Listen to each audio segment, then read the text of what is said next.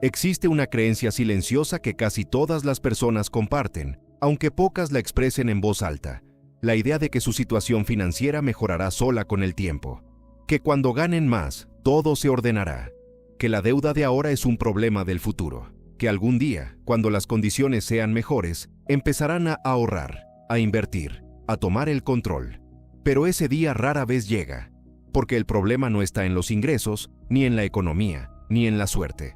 El problema está en los patrones de comportamiento que se repiten semana tras semana, mes tras mes, sin que nadie los cuestione. Y lo más perturbador de todo es que esos patrones no se sienten como errores, se sienten completamente normales. El dinero no es solo un medio de intercambio, es un registro fiel de tus decisiones, tus prioridades y tus miedos. Cada compra que haces, cada deuda que acumulas, cada vez que evitas revisar tu cuenta bancaria, estás revelando algo sobre tu relación con el dinero. Y en la mayoría de los casos, esa relación no fue elegida conscientemente. Fue heredada, imitada o formada por el entorno. Nadie te enseñó a manejar el dinero de forma sistemática. Te enseñaron a ganarlo, tal vez, pero no a entenderlo, a fluir con él, a usarlo como herramienta en lugar de perseguirlo como fin. Lo que hace que la situación financiera de la mayoría sea tan difícil de cambiar no es la falta de dinero, sino la ausencia de hábitos que lo organicen. Un hábito financiero no es una técnica ni un truco. Es un comportamiento que se repite con suficiente regularidad como para volverse automático y que tiene consecuencias directas sobre tu patrimonio, tu deuda y tu tranquilidad económica. La ciencia del comportamiento lleva décadas documentando que las decisiones financieras de las personas no son primariamente racionales. Están mediadas por sesgos cognitivos, por el estado emocional del momento, por la presión social y por la forma en que está diseñado el entorno. Esto significa que no basta con saber que ahorrar es bueno. Necesitas que el ahorro ocurra sin que tengas que decidirlo cada vez. Necesitas un sistema, no solo intenciones. Y ese sistema está hecho de hábitos concretos que, encadenados, producen resultados que ninguna decisión puntual podría lograr. El hábito más fundamental, y el menos practicado, es simplemente saber con precisión cuánto dinero entra y cuánto sale cada mes. Parece elemental, pero la evidencia sugiere que una proporción significativa de personas no tiene claridad real sobre sus números. Saben aproximadamente cuánto ganan, tienen una idea vaga de sus gastos fijos, pero los gastos variables, las suscripciones olvidadas, los pequeños consumos cotidianos que se acumulan sin que nadie los controle, esos permanecen en una zona gris de la que nadie quiere hacerse cargo. El resultado de esa falta de claridad no es solo ignorancia financiera, es estrés crónico de bajo nivel, esa sensación persistente de que el dinero nunca alcanza sin saber exactamente por qué. Desarrollar el hábito de revisar tus finanzas con regularidad, aunque sea una vez por semana, aunque los números sean incómodos, es el punto de partida de cualquier cambio real. No puedes gestionar lo que no ves. Hay una diferencia fundamental entre gastar lo que sobra después de ahorrar y ahorrar lo que sobra después de gastar. La primera es una estrategia, la segunda es una esperanza. El hábito de asignar el dinero antes de gastarlo, de decidir de antemano qué porcentaje va a ahorro, qué porcentaje va a deuda, qué porcentaje es disponible para gastos, transforma tu relación con los ingresos de forma profunda. Ya no estás reaccionando al dinero, lo estás dirigiendo. La psicología del comportamiento llama a esto presupuestación por sobres, o, en versiones más modernas, la automatización de transferencias. Cuando el dinero se mueve solo hacia donde debe ir, antes de que tengas la oportunidad de gastarlo en otra cosa, el hábito se vuelve casi invisible, y sus efectos se acumulan con el tiempo sin requerir fuerza de voluntad constante. La fuerza de voluntad es un recurso limitado. Los sistemas automáticos no lo son. Una de las confusiones más costosas que existe en las finanzas personales es la que ocurre entre comprar algo y obtener valor de ello. Gastar dinero es un acto mecánico. Consumir valor es algo diferente. Cuando alguien paga por una suscripción que no usa, por ropa que no se pone, por tecnología que no necesita, está incurriendo en un gasto sin obtener consumo real. Esa brecha entre lo que se paga y lo que se usa es una filtración silenciosa de recursos que, acumulada a lo largo de meses y años, representa cantidades significativas. El hábito de auditar periódicamente tus gastos no busca que seas austero. Busca que cada peso que sale de tu bolsillo te esté comprando algo que realmente valoras. La austeridad por sí sola no construye riqueza. La intencionalidad sí. La mayoría de las personas que tienen deuda o que viven al límite financiero comparten una característica: no tienen un fondo de emergencia. Ante cualquier imprevisto, una reparación, un problema de salud, una pérdida de ingreso temporal, la única opción disponible es endeudarse. Y esa deuda tiene un costo que con frecuencia supera ampliamente el valor del evento que la generó. El hábito de construir una reserva de liquidez, aunque sea pequeña al principio, aunque tome meses hacerlo, cambia la estructura de tu vida financiera, porque te saca del modo reactivo. Cuando tienes un colchón, los imprevistos siguen siendo imprevistos, pero dejan de ser catástrofes. La evidencia en finanzas personales es bastante consistente en este punto. Tener incluso una reserva modesta reduce significativamente el estrés financiero y rompe el ciclo de endeudamiento de emergencia que atrapa a muchas personas durante años. Aquí hay algo que casi nadie considera.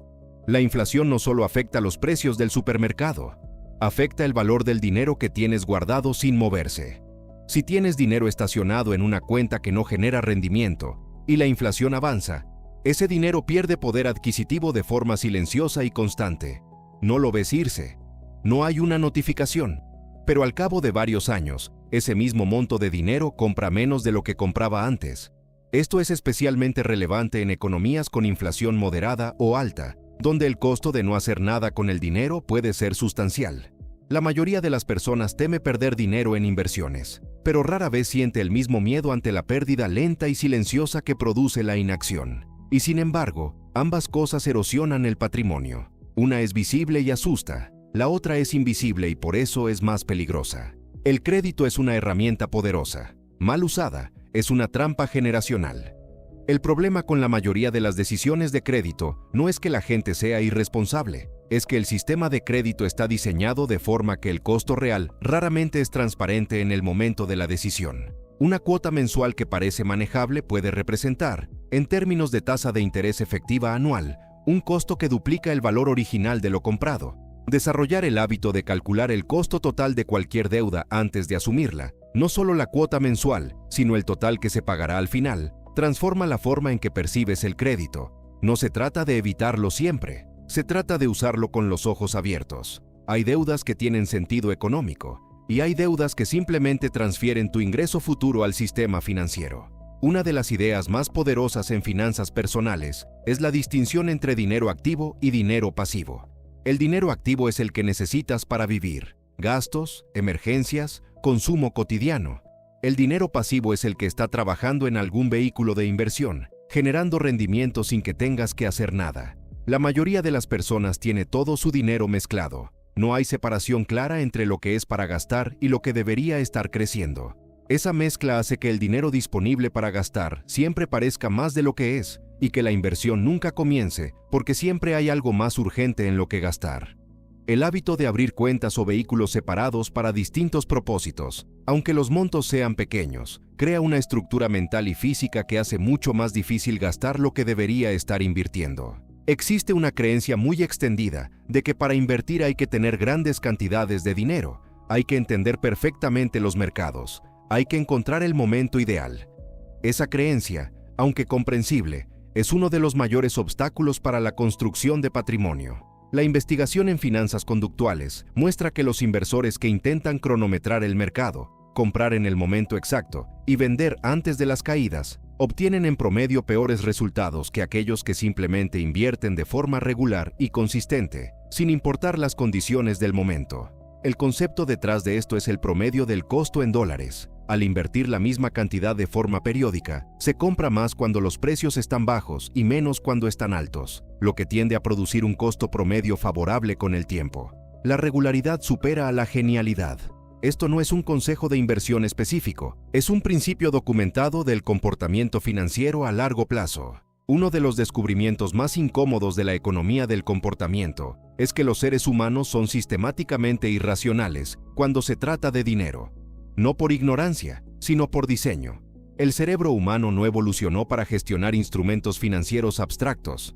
Evolucionó para responder a recompensas inmediatas, para evitar el dolor a corto plazo y para imitar el comportamiento del grupo social. Esto produce una serie de sesgos que afectan las decisiones financieras de forma predecible. El sesgo del presente, que hace que prefiramos una recompensa pequeña ahora a una grande después. El sesgo de confirmación, que nos lleva a buscar información que valide lo que ya creemos sobre dinero. El efecto manada, que nos empuja a gastar como gastan quienes nos rodean, aunque eso no sea coherente con nuestra situación real. Conocer estos sesgos no los elimina, pero permite diseñar sistemas que los mitigan. Automatizar el ahorro es una forma de protegerte de tu sesgo del presente. Separar el dinero de inversión en cuentas de difícil acceso es una forma de protegerte del impulso de gastarlo. El autoconocimiento financiero no es filosófico, es práctico. La educación financiera no es un destino al que se llega, es un proceso continuo. Las condiciones económicas cambian, los instrumentos disponibles cambian, las leyes fiscales cambian, y lo que funcionaba hace 10 años puede no ser lo más eficiente hoy. El hábito de dedicar tiempo regularmente, aunque sea poco, a entender mejor cómo funciona el dinero, cómo funciona la economía, cómo funcionan los instrumentos a los que tienes acceso, produce un efecto compuesto en la toma de decisiones financieras que es difícil de cuantificar, pero muy real. No se trata de convertirse en experto. Se trata de reducir la brecha entre lo que no sabes y lo que necesitas saber para tomar mejores decisiones.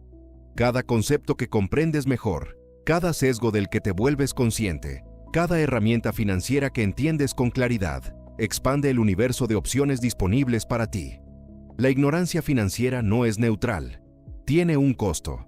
Los hábitos no son estáticos. Las circunstancias de vida cambian, los ingresos varían, las responsabilidades se transforman, los objetivos evolucionan. Un sistema financiero que funcionaba perfectamente en una etapa de vida puede volverse obsoleto o insuficiente en otra. El hábito de revisar periódicamente el estado de tus finanzas, no solo los números sino el sistema completo, te permite detectar lo que ya no funciona antes de que produzca daño. También te permite celebrar el progreso, que es algo que se subestima en las finanzas personales. El progreso financiero suele ser lento e invisible en el día a día. Una revisión periódica hace visible la trayectoria, y eso tiene un efecto motivacional real que sostiene los demás hábitos en el tiempo. Llegados a este punto, vale la pena detenerse en algo que atraviesa todos estos hábitos, pero que rara vez se nombra con claridad. Ninguno de estos comportamientos funciona de forma aislada. Son un sistema. Y como todo sistema, su valor no está en las partes individuales, sino en cómo se relacionan entre sí. Ver tus números con claridad te permite asignar mejor el dinero. Asignarlo bien reduce la deuda. Reducir la deuda libera flujo de caja. El flujo de caja libre permite invertir. La inversión genera rendimiento pasivo. El rendimiento pasivo amplía el margen de maniobra. Y ese margen de maniobra es lo que en finanzas personales se llama libertad financiera, que no es necesariamente no trabajar, sino tener opciones reales que hoy no existen, porque el dinero dicta las decisiones en lugar de facilitarlas. Existe una observación que se repite en estudios sobre comportamiento financiero y en historias de personas que lograron transformar su situación económica. La diferencia entre quienes permanecen atrapados en ciclos de escasez y quienes construyen estabilidad y patrimonio rara vez tiene que ver con el nivel de ingresos en el punto de partida. Tiene que ver con los hábitos, con la consistencia de comportamientos simples aplicados durante periodos suficientemente largos. Una persona que gana poco pero ahorra el 10% de forma sistemática, que evita deuda de consumo, que invierte regularmente aunque sea en pequeñas cantidades, que aprende continuamente sobre finanzas, esa persona tiene, estadísticamente, mejores perspectivas a largo plazo que alguien que gana mucho pero vive sin sistema, sin control y sin dirección. Los ingresos son el recurso, los hábitos son la estructura que determina qué se hace con ese recurso. El sistema educativo de la mayoría de los países enseña historia, química y literatura. No enseña cómo funciona el interés compuesto, qué es la inflación y cómo te afecta, cómo leer un estado de cuenta, qué significa realmente tener deuda, por qué el cerebro humano tiende a tomar malas decisiones financieras bajo estrés, o por qué gastar puede sentirse tan bien a corto plazo y tan costoso a largo plazo. Esa ausencia no es un accidente histórico. Es el resultado de un sistema en el que el consumo sostenido es económicamente funcional para muchos actores. Pero tú no estás aquí para ser funcional para el sistema. Estás aquí para construir una vida financiera que funcione para ti. Y eso comienza no con más dinero, sino con una comprensión más clara de cómo el dinero funciona realmente, cómo tú te comportas con él y qué pequeños cambios en tus patrones diarios pueden producir, con suficiente tiempo, resultados que hoy parecen difíciles de imaginar. Aquí está la verdad más incómoda de todo lo que hemos recorrido. Ninguno de estos hábitos es difícil de entender. Todos son lógicos, todos son accesibles, y sin embargo, la mayoría de las personas no los practica de forma consistente. No porque sean perezosas o irresponsables, sino porque entender algo racionalmente no es suficiente para cambiar el comportamiento. El comportamiento cambia cuando el entorno cambia, cuando los sistemas cambian, cuando la identidad que tienes sobre ti mismo cambia. Mientras te veas como alguien que no es bueno con el dinero, tus decisiones financieras reflejarán esa identidad. Cuando empieces a verte como alguien que está construyendo un sistema, que revisa sus números, que toma decisiones con intención, que aprende continuamente, tus decisiones empezarán a reflejar esa otra identidad. El dinero no transforma vidas, los hábitos sí, y los hábitos son, en última instancia, la expresión cotidiana de quién decides ser. Aquí es donde todo cambia, no en lo que sabes, sino en lo que repites cada día. Porque al final, tu vida financiera no es el resultado de una gran decisión, sino de cientos de pequeñas decisiones automáticas que ocurren sin que te des cuenta. Y si algo de lo que viste hoy te hizo cuestionarte, aunque sea un poco, entonces ya estás en el punto donde empieza el cambio real. Ahora la pregunta es simple: ¿vas a seguir operando con el mismo sistema o vas a construir uno nuevo? Si quieres entender de verdad cómo funciona el dinero, cómo evitar los errores que mantienen a la mayoría atrapada y cómo diseñar una estructura que juegue a tu favor, suscríbete al canal y activa las notificaciones, porque en los próximos videos vamos a seguir desmontando, paso a paso, todo lo que nunca te enseñaron sobre dinero.